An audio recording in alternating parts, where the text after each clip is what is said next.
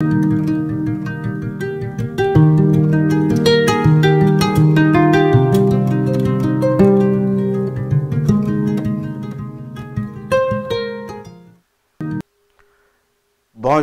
chers téléspectateurs, merci de nous rejoindre sur Ava TV pour suivre votre émission La nutrithérapie autrement.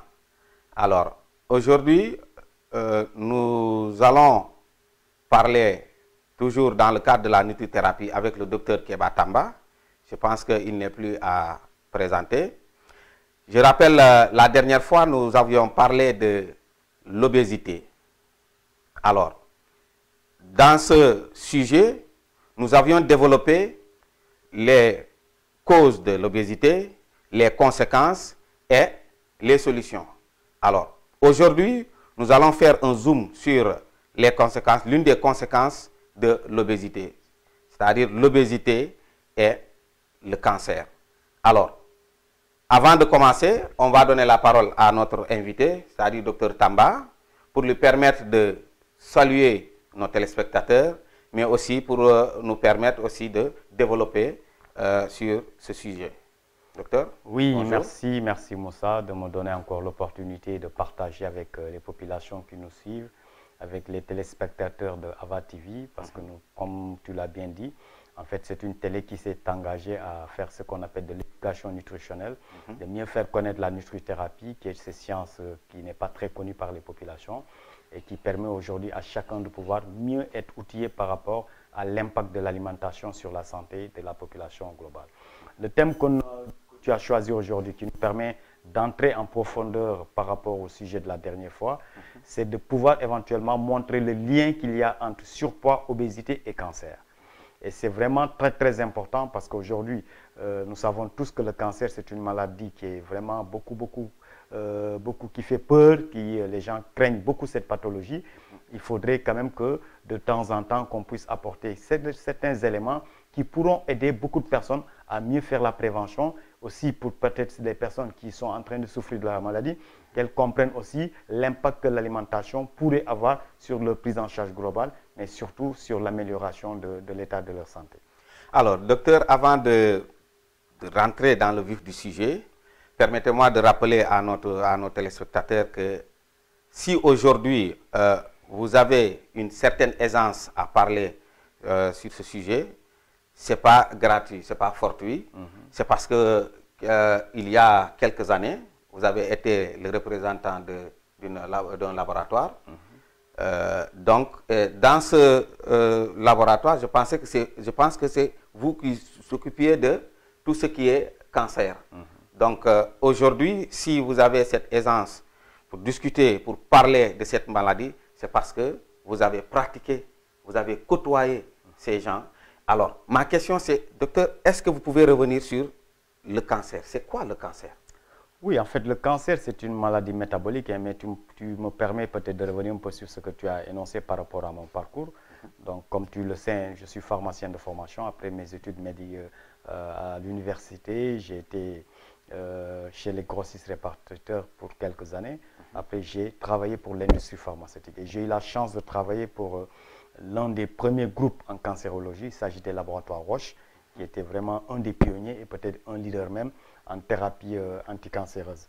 Et c'est ça qui m'a permis franchement de mieux côtoyer cette spécialité, de travailler pendant plusieurs années avec les cancérologues, de mieux aussi connaître la pathologie et connaître énormément de choses par rapport à cette maladie-là.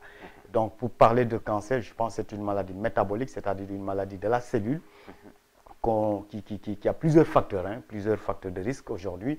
On ne peut pas te dire avec certitude que c'est ça qui cause le cancer, mais on sait qu'il y a plusieurs facteurs de risque et ces facteurs de risque aujourd'hui doivent être connus et pouvoir éventuellement être évités ou bien que les gens puissent éventuellement voir comment travailler pour réduire le risque de faire un cancer.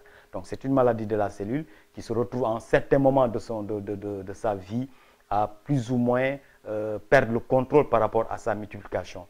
Donc la cellule commence à se multiplier de façon anormale, de façon anarchique, suite à des conditions peut-être qui ont été réunies tout au long de sa vie et qui malheureusement ont fait perd à l'organisme le contrôle sur la division, la multiplication cellulaire.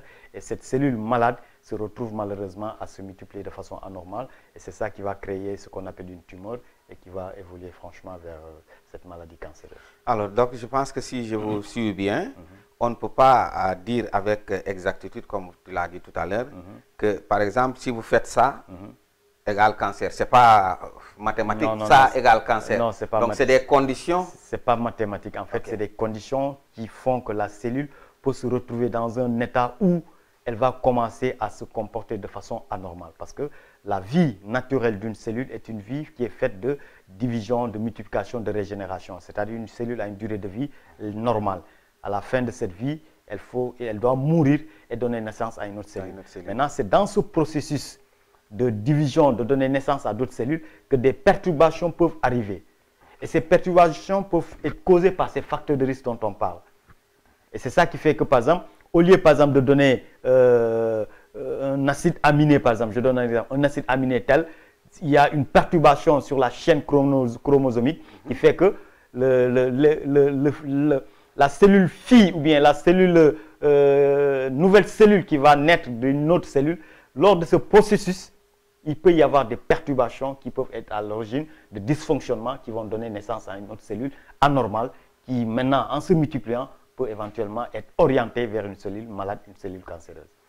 Alors, docteur, si on revient maintenant par rapport à notre sujet du jour, comment, ce que vous venez d'expliquer, on peut lier tout ça par rapport à une prise de poids ou bien à l'obésité? Oui, en fait, quand on parle de prise de poids, c'est-à-dire du surpoids et de l'obésité, c'est des conséquences d'une mauvaise alimentation. Aujourd'hui, tout le monde sait, et je pense que c'est vraiment à saluer, même les cancérologues commencent à le comprendre, que l'alimentation est un des facteurs de risque du cancer.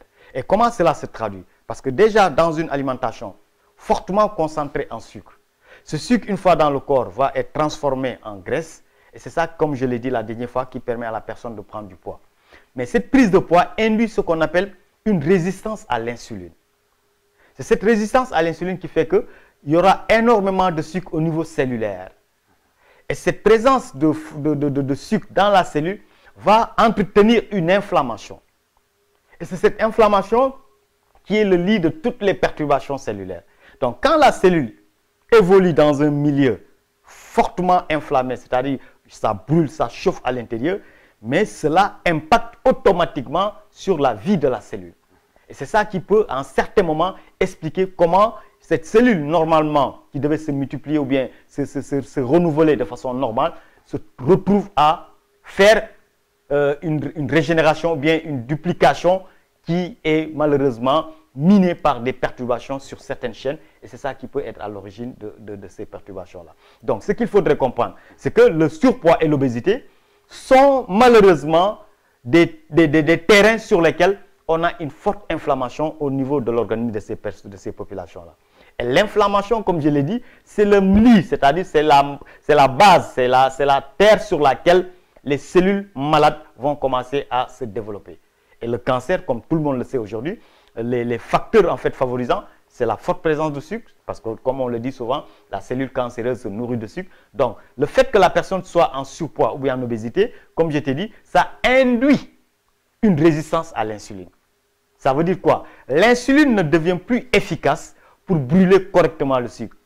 Et c'est ça qui fait que dans cet organisme, on va retrouver des taux de sucre très élevés.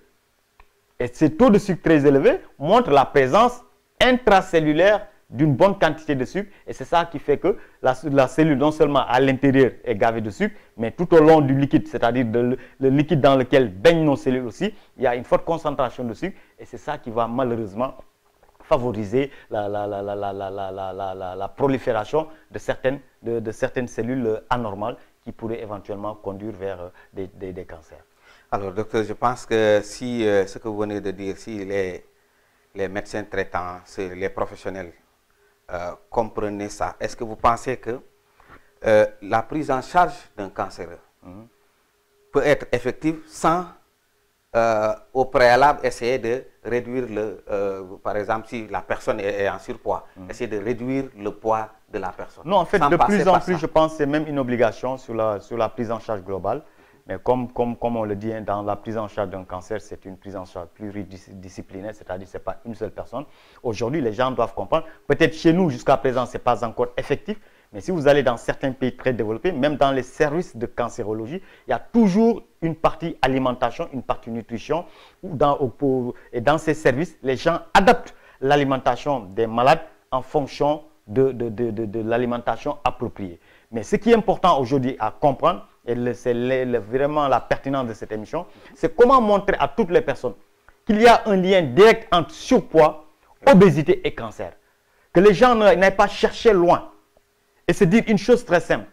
Si aujourd'hui je suis dans une situation de surpoids, je suis dans une situation d'obésité, moi-même je suis en train de concourir, de participer à augmenter un facteur de risque de faire un cancer demain. Parce que personne aujourd'hui ne peut ignorer ce lien direct entre obésité, surpoids et cancer.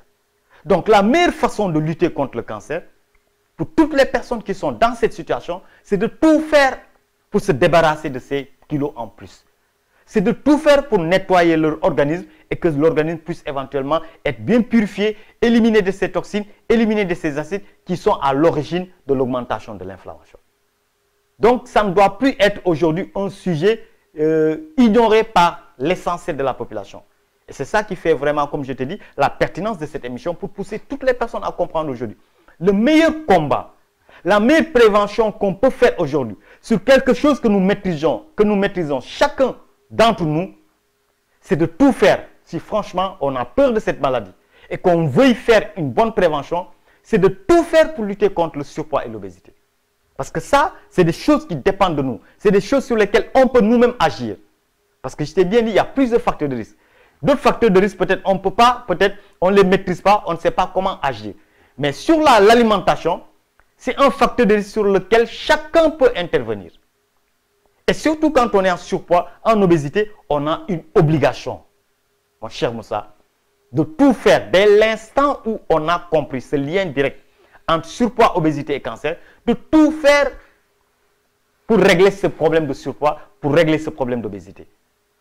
Parce que j'imagine que personne aujourd'hui, compte tenu de tout ce que nous savons, de la lourdeur de la maladie, des frais que ça nécessite pour se soigner, de la disponibilité que ça demande. Rien que une chimiothérapie de qualité, ça coûte excessivement cher. Oui, donc, docteur, je voudrais que chacun comprenne que... Oui, allez-y. Si pour le moment, je n'ai pas peut-être eu la malchance d'être dans cette situation-là, je dois me battre avec toute l'énergie nécessaire pour réduire ce risque-là. Surtout si c'est un risque qui est lié à l'alimentation. Et c'est ça qui doit me pousser à chercher à comprendre, à chercher à trouver les moyens de me débarrasser de mes kilos en plus. Parce que le combat contre l'obésité et le surpoids, pour nous aujourd'hui, c'est un engagement que nous allons faire pour vraiment que les populations comprennent que le vrai combat à faire pour une santé de qualité, c'est le combat contre l'obésité, c'est le combat contre le surpoids. Et c'est ça qui fait que, de façon détaillée, on traite le lien entre obésité et certaines maladies pour que chacun comprenne qu'on n'a pas besoin d'aller chercher des solutions à l'extérieur. On peut travailler sur soi-même et améliorer la qualité de sa santé et réduire ces facteurs de risque-là. Parce que c'est ça qui, au finish, va compter. Comment réduire les facteurs de risque de développer cette maladie-là. Et l'un des facteurs aujourd'hui sur lequel chacun peut travailler, chacun peut intervenir, c'est son alimentation. Quel type d'alimentation aujourd'hui adopter pour garantir une santé de qualité? Quel type d'alimentation aujourd'hui adopter pour réduire son excès de poids? Quel type d'alimentation adopter pour rester dans une corpulence de maigreur qui nous permet de faire du bon soin dans l'organisme? C'est ça qui peut nous aider franchement à réduire ce facteur de risque de cancer lié au surpoids, lié à l'alimentation. Alors, docteur, tout à l'heure, vous avez dit que les cellules cancéreuses se nourrissent de sucre. Oui. Est-ce que si vous dites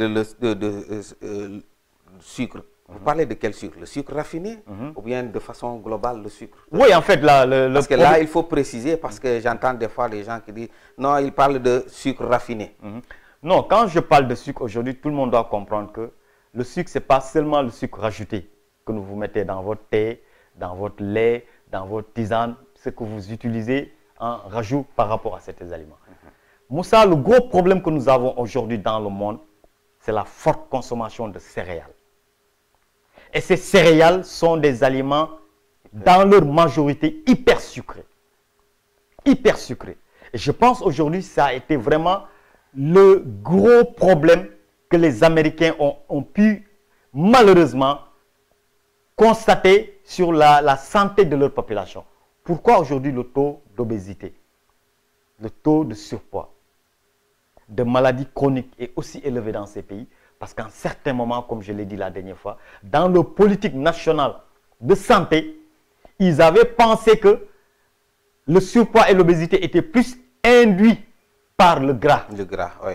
Et pour lutter contre la consommation de gras, ils ont demandé aux gens de faire un switch, c'est-à-dire de remplacer le gras par du sucre, par des céréales. Par les céréales. Et c'est là où l'industrie des fast-food s'est développée. Oui. L'industrie des sodas s'est développée en considération. Et les gens, malheureusement, ont pu remplacer le sucre, le gras du moins, par du sucre.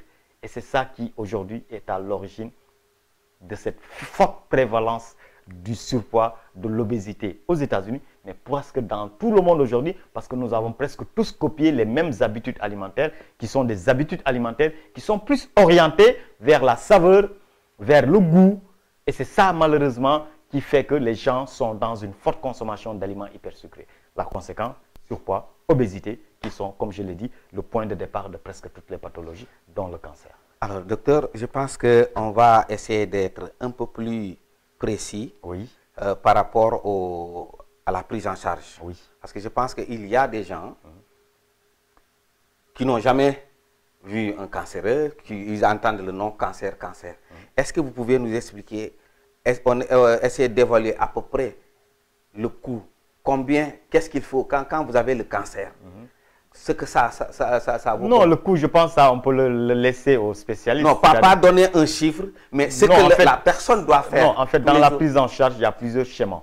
Okay. Il y a plusieurs schémas. Rien que la partie diagnostic, ça demande énormément de moyens parce qu'il faut déjà faire beaucoup d'examens, beaucoup de radios pour qu'on puisse confirmer que c'est exactement une cellule malade, une cellule cancéreuse. Rien qu'avant même de passer au traitement, il y a un processus au cours duquel il y a des choses au préalable qu'il faudrait faire pour confirmer le diagnostic. Okay. Parce que la personne peut-être a constaté quelque chose et aller voir le médecin spécialiste qui va demander des examens complémentaires.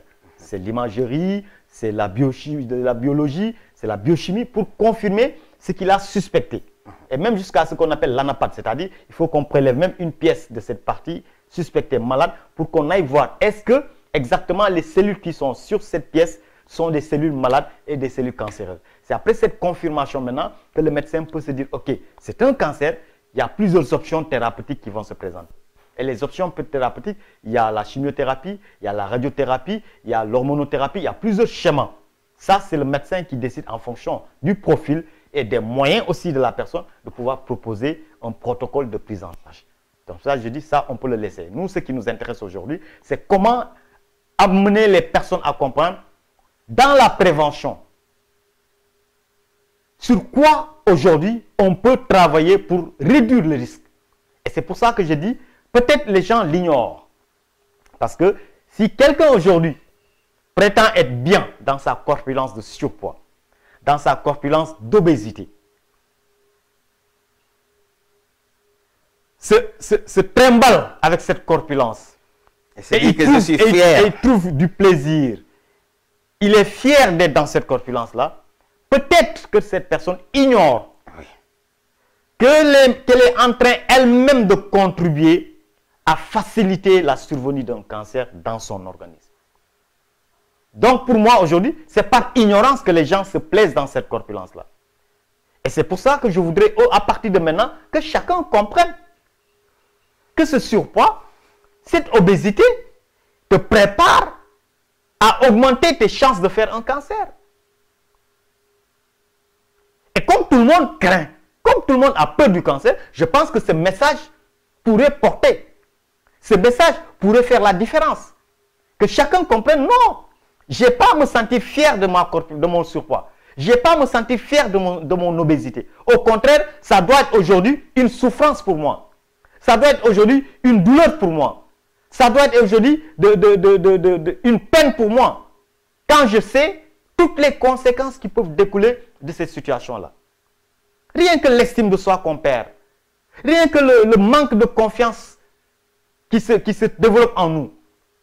Rien que la mobilité, la lourdeur des choses que vous ne pouvez plus faire correctement. Même pour marcher correctement, c'est une difficulté. Pour dormir correctement, c'est de la peine. Rien que pour ça, le confort, la qualité de vie. Tout change. T'impose à prendre soin de ton corps. A fortiori maintenant, qu'on te dise non, attention, il y a même pire. Le pire c'est quoi? C'est qu'il y a un lien direct entre ta corpulence et la survenue du cancer. Parce que tes cellules sont en train de baigner dans un milieu, malheureusement, qui va perturber le fonctionnement. Dans un milieu qui, malheureusement, va faire baisser le niveau d'énergie. C'est là aussi il faut que les gens comprennent. Parce que le type d'alimentation que tu dois avoir doit être une alimentation qui doit te permettre de remonter le niveau d'énergie de tes cellules. Malheureusement, si tu as une alimentation hyper sucrée, qui n'est pas une alimentation vivante, tes cellules ne vont pas être nourries. Et si les cellules ne sont pas bien nourries, elles ne peuvent plus produire de l'énergie de qualité. Et dès que le niveau d'énergie de la cellule baisse, c'est là où toutes les perturbations vont se déclencher. Parce que la cellule cancéreuse, par définition, est une cellule qui est à un niveau d'énergie très très bas. Donc, pour qu'une cellule lance ce processus de cancer, il faut que son niveau d'énergie se retrouve à des niveaux très très bas. Donc, notre combat, c'est comment mettre nos cellules dans un état de peak state sur le plan énergétique, dans un état d'énergie très élevé, pour les aider à tout le temps être dans ce fonctionnement normal. Et ça passe obligatoirement par une alimentation de qualité. Ça passe obligatoirement par une alimentation vivante. Ça passe obligatoirement par des aliments qui vont nourrir nos cellules. Mais si on se lance dans une alimentation juste pour remplir son ventre, juste pour se gaver, en ignorant que nous mangeons pour nous soigner, en ignorant que nous mangeons pour garantir ou bien assurer les besoins nutritionnels, surtout en micronutriments de nos cellules, mais c'est ça qui malheureusement va nous conduire vers des situations de prise de poids, vers des situations d'obésité et malheureusement, comme je l'ai dit, c'est des facteurs aujourd'hui reconnus qui peuvent être à l'origine de beaucoup de pathologies, dont le cancer. Alors, docteur, si tu vois, tout à l'heure, j'ai essayé de te demander de faire une petite évaluation. Oui. C'est pour permettre à la population, à nos téléspectateurs, de comprendre que le cancer, non seulement il y a le mal, il est déjà là, c'est une maladie, mais au niveau de la famille déjà, dès qu'on vous annonce la maladie, ça chamboule tout au niveau de la famille, parce que c'est des charges. Oui, en fait, c'est ça que je veux faire ressortir. À titre approximatif, je peux te dire les meilleures thérapies, c'est-à-dire les meilleures molécules. Quand on parle de meilleures molécules, ce soit des anticorps, par exemple, quand on a des anticorps antitumoraux, moi, c'est sur ces molécules que je travaille. Je te donne juste un exemple. Un produit sur lequel nous travaillons, qui était indiqué dans les cancers du sang, qui est un anticorps monoclonal. La boîte coûtait 1,5 million. Tu as minimum 2 boîtes par cure. Et il te faut minimum 8 cures. Waouh! Mais est-ce qu'au finish, tu seras... Non, en fait, dans toutes les thérapies, on te dit aujourd'hui, cette thérapie te donne une espérance de vie de temps. Et dans l'espérance de vie, si on regarde globalement, on te dira que c'est 3 à 5 ans. 3 à 5 ans. Et même des fois, il n'est même pas certain que tu puisses même finir ton protocole normalement. Donc, en quelque sorte, ce molécule a fait juste... comment dire, non, en fait, la réponse de la cellule devant une thérapie, personne ne peut la prédire. On ne peut pas dire avec certitude que dès qu'on te met sur tel protocole, on aura tel résultat. Non. C'est pour cela qu'il y a plusieurs cures. Et au cours des cures, on fait des évaluations. Ils font des évaluations pour voir. Mais personne ne peut te dire d'avance que dès qu'on te propose ça, tu auras tel résultat. Mais docteur, ce que je n'ai pas compris dans la prise en charge d'un cancer, c'est le cancer. Oui. Vous l'avez dit tout à l'heure, c'est parce que l'organisme est en acidité, Oui. n'est-ce pas? Oui. Mais quand on fait la chimio, c'est des produits chimiques, n'est-ce pas? Oui. Ça encore, ça apporte encore de l'acidité dans l'organisme, n'est-ce pas? Oui. Alors, qu'est-ce que les gens visent par là? Non, en fait, la chimiothérapie a un but précis. Généralement, c'était des chimiothérapies diffuses, c'est-à-dire on essaie d'éliminer toutes les cellules, que ce soit des cellules malades ou bien des fois des cellules bien portantes même peuvent être touchées. C'est ça qui fait qu'il y a toujours beaucoup d'effets secondaires. Par exemple, c'est ça qui fait que les malades sous traitement font des anémies parce que même les cellules au niveau de la moelle sont des fois atteintes par les drogues qui sont utilisées. Donc, comme conséquence, il y a beaucoup d'anémies, beaucoup de neutropénie qui font que même le système immunitaire est affaibli. Ça, c'est lié à l'action des molécules. Mais de plus en plus, on voit ce qu'on appelle des thérapies ciblées. Et ce sont ces thérapies qui coûtent cher. C'est-à-dire, c'est des molécules qui peut-être sont directement orientées vers les cellules malades. Elles vont peut-être épargner les autres cellules. Maintenant, l'acidité, ça, c'est une autre... En fait, c'est une notion qui n'est pas encore bien intégrée par tous, qui n'est pas encore bien connue. Mais quand j'ai parlé d'inflammation, tout ça, les déchets qui sont là, ce sont ces déchets qui entretiennent l'inflammation, qui entretiennent l'acide. Ce sont ces acides, en fait. Ces acides qui sont à l'origine de l'inflammation. Donc, quand je dis nettoyer le corps, purifier le corps, c'est pour se débarrasser de ces acides et pouvoir éventuellement remettre notre pH à un niveau d'équilibre qui permettrait de réduire les conditions de multiplication, bien de prolifération de certaines pathologies ou bien de certaines cellules. Donc, c'est une notion qui n'est pas encore bien connue de tous, ça, c'est tout à fait normal. Maintenant, dans la prise en charge, comme je dis, les gens ont aussi leur façon de faire. Maintenant, ce qui est important, c'est là où l'alimentation va intervenir pour pouvoir modifier cette hyperacidité. L'hydratation aussi va intervenir pour aider à modifier cette hyperacidité. Parce que l'acidité est due au fait qu'on a stocké des déchets qui ne devraient pas être présents dans l'organisme. Parce que le surpoids, l'obésité, c'est une accumulation de déchets. Donc tout cela, c'est des choses qui devaient normalement être éliminées, évacuées du corps humain. Mais dès qu'on commence à les stocker, malheureusement, ça entraîne une perturbation, un déséquilibre de notre pH cellulaire, du pH sanguin. Et malheureusement, ces deux paramètres qui sont d'une importance capitale pour la santé, si on se retrouve en déséquilibre et que l'acidité prenne le dessus sur l'alcalinité, ce sont des conditions favorables à la multiplication ou même à la perturbation de cellulaire et éventuellement être le point de départ d'un cancer. Donc, quand je parle d'inflammation, c'est aussi acidité. Je veux faire allusion à l'acidité parce que l'acidité, en fait, ce sont ces acides qui induisent l'inflammation.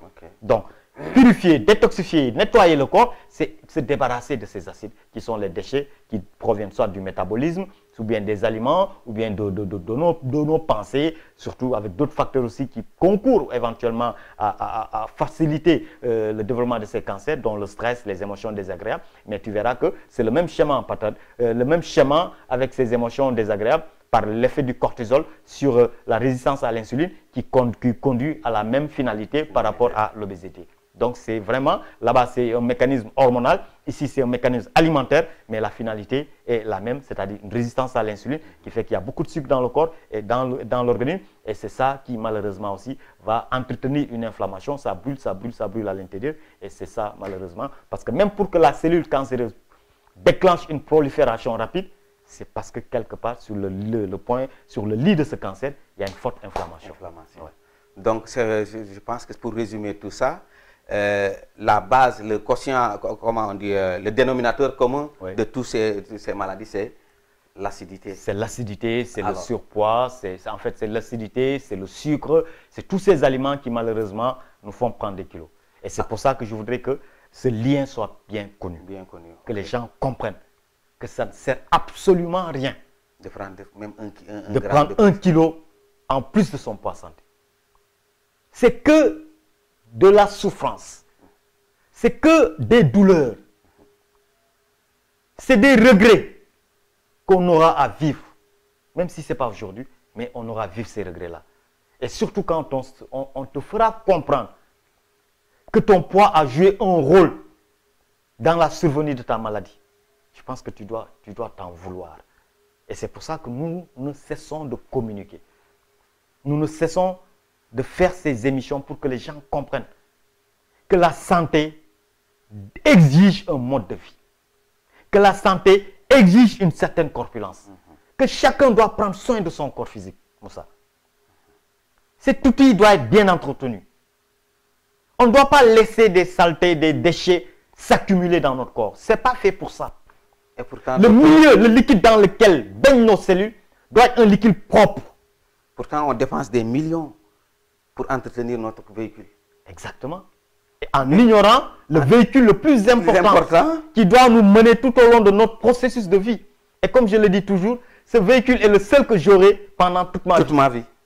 Si je n'entretiens pas ce véhicule-là, si je ne prends pas soin de ce véhicule-là, depuis mon réveil jusqu'au soir, le véhicule le plus fidèle. Le plus fidèle et qui me rend exactement tout ce que je lui donne en bien, il me le rend automatiquement.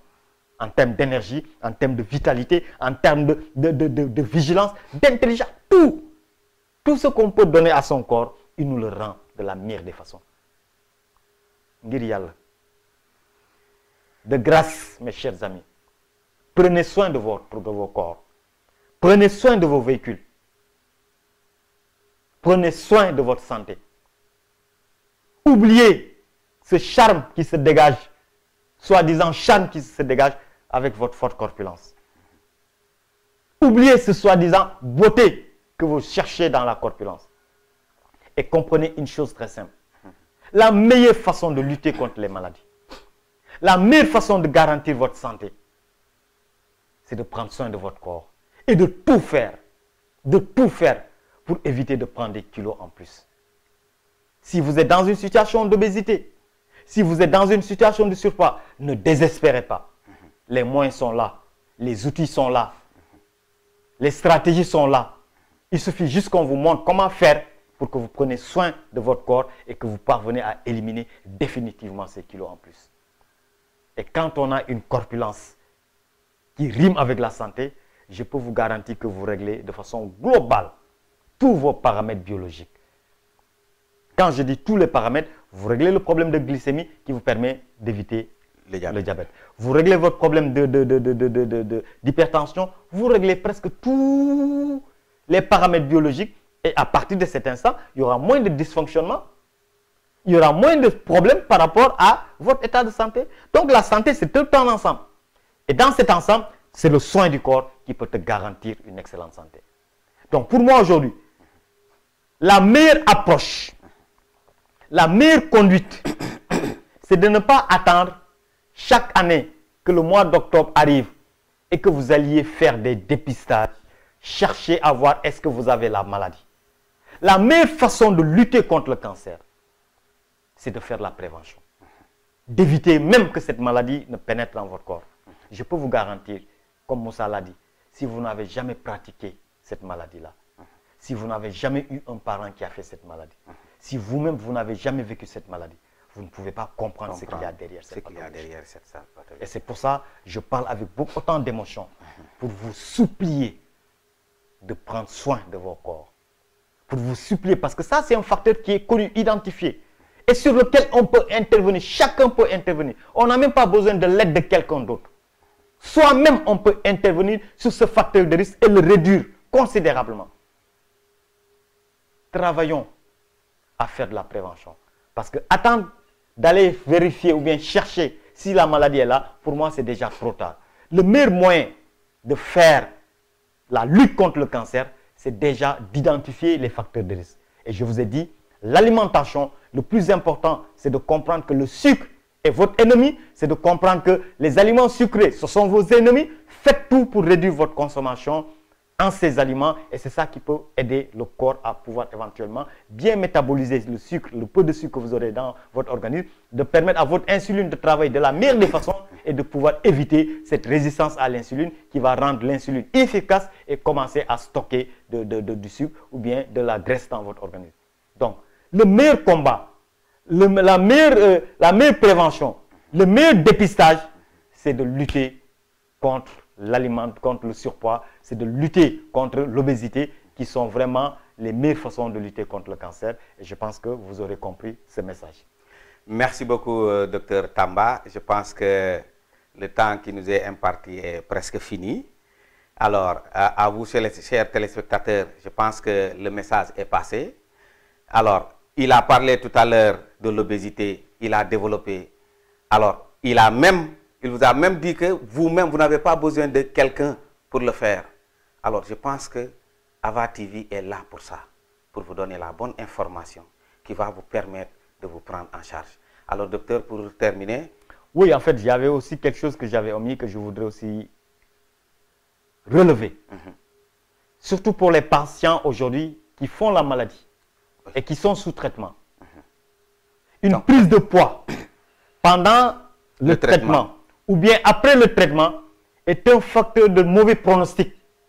Ça veut dire quoi? Cette prise de poids va faciliter même les récidives. Donc, la meilleure façon pour vous de consolider votre thérapie, la meilleure façon pour vous de consolider votre phase de rémission, c'est-à-dire la phase de guérison, c'est de tout faire pour ne pas prendre des kilos. Et ça, c'est le rôle de la nutrithérapie. Exactement. C'est là où on a l'obligation de changer radicalement son mode d'alimentation. Pour inverser déjà son terrain, éliminer les acides, éliminer les toxines, même les drogues qu'on a reçues qui peut-être jusqu'à présent ont induit des acides, des déchets dans le corps. Le changement de notre alimentation va nous aider à épurer le corps. Mais que les gens retiennent qu'une prise de poids pendant ou après une thérapie cancéreuse, c'est un facteur de mauvais pronostic.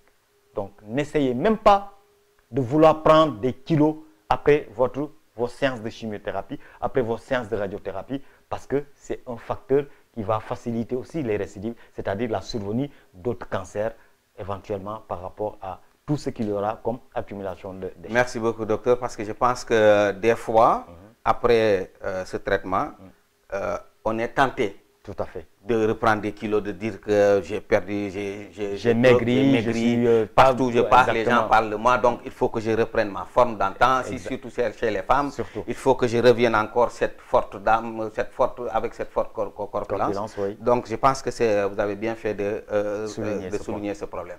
Alors docteur, pour terminer, je pense que ce sera le dernier. Si aujourd'hui vous êtes en face de quelqu'un qui fait la maladie, on me dit docteur, quel est l'aliment que vous allez enlever de son alimentation? Le premier, un seul. Enlève un seul. Un seul, ça ne peut pas être un seul. Bon. C'est le sucre déjà. Oui. Mais comme j'ai dit, ce n'est pas le sucre ajouté. Il faut que j'enlève certains aliments automatiquement et que j'introduise des aliments vivants. Des aliments qui vont augmenter sa vitalité. Des aliments qui vont aider les cellules à produire beaucoup d'énergie, pour relever le niveau d'énergie. Donc, ça ne peut pas être un seul aliment. Je sais que la base... Enlève au moins deux. Le pain, déjà, je vais l'éliminer. Parce que je sais que c'est une source principale de sucre. Les céréales... Nos cousins céréales ne seront pas contents. Mais je n'ai pas le choix. Parce que je suis orienté par le soin. Je suis orienté par la cellule. Je sais de quoi elle a besoin pour augmenter sa vitalité. Je sais de quoi elle a besoin pour augmenter son niveau d'énergie. Moi, c'est ça qui m'intéresse. Donc, tout ce qui peut anéantir l'activité cellulaire, tout ce qui peut anéantir le fonctionnement cellulaire, je suis obligé de pouvoir éventuellement l'écarter et de mettre à profit une alimentation, comme je l'ai dit, fortement concentrée en micronutriments. Une alimentation fortement concentrée en électrons. Ces éléments qui vont aider à réguler le pH. Une alimentation fortement riche en chlorophylle aussi. Et une alimentation aussi fortement associée à une bonne hydratation, parce qu'il faut aussi de l'eau de qualité pour pouvoir aussi détoxifier, mais surtout aussi associer d'autres outils, surtout pour pouvoir favoriser un bon drainage lymphatique, parce que c'est ça aussi l'outil qui nous permet de bien nous débarrasser de certaines toxines. La lymphe. Tout à fait, ouais. Merci beaucoup, docteur Tamba. Je pense que nous sommes arrivés à terme de notre émission. Chers téléspectateurs, je pense que le message est passé. Ça se passe ici sur Ava TV, la télé qui change votre vie. Donc, si vous voulez savoir comment prévenir, comment éviter certaines pathologies, comme il l'a dit tout à l'heure, comment vous débarrasser de vos kilos en trop, restez connectés sur Ava TV. Je rappelle que vous pouvez nous suivre aussi sur nos différentes plateformes digitales, c'est-à-dire sur YouTube, Facebook, Instagram. Donc, vous avez toute une panoplie de plateformes juste pour vous. Ça, c'est Ava TV qui a fait ça, juste pour pouvoir aider la population, parce que ça, c'est sa philosophie. Ava s'est donné comme mission d'apporter un changement dans la vie des gens.